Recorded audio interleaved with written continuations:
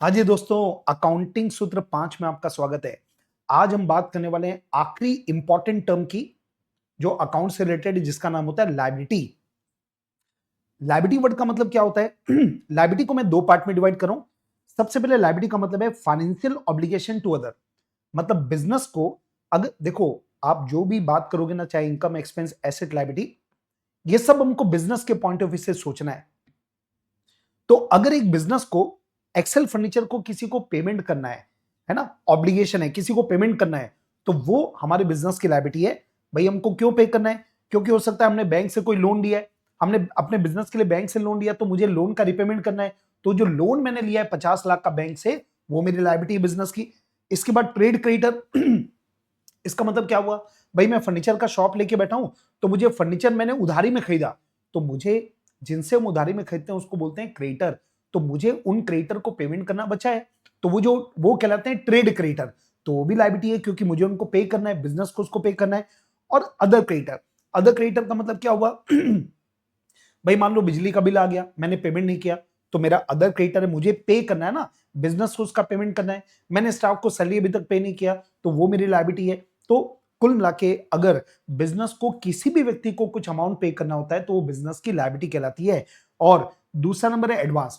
कई बार उल्टा होता है, हमको किसी ने पैसा दे दिया, हमको किसी से पैसा मिल गया, लेकिन हमने अभी तक अपना कमिटमेंट पूरा नहीं किया, तो वो भी हमारी लायबिलिटी है। क्या मतलब हुआ? भैया जैसे मैं एक्सेल एजुकेशन इंस्टीट्यूट, हम कोचिंग इंस्टीट्यूट है, आप हमको फीस पहले दे देते हो, स्टूडेंट हमको फीस पहले देते हैं, तो हमको फीस तो आज मिल गया, लेकिन हम उनको 4 महीने तक पढ़ाएंगे, तो आज जो पैसा मिला वो हमारी लायबिलिटी है, क्योंकि हमको पैसा तो मिल गया, लेकिन हमने अपनी पूरी सर्विसेज अभी तक नहीं दिया। तो कुल मिला के लायबिलिटी दो चीजों में कवर हो जाती है। अगर हमको किसी को पैसा देना बचा है, वो हमारी लायबिलिटी है, जिसको हम बोलते हैं फाइनेंशियल ऑब्लिगेशन टू अदर।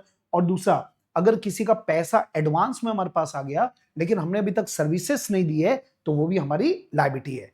अब मैं एक और एंगल बता रहा हूं आपका लायबिलिटी का। लायबिलिटी बेटा, बिजनेस में जो लायबिलिटी होती है ना, दो टाइप की हो सकती है, इंटरनल लायबिलिटी और एक्सटर्नल लायबिलिटी।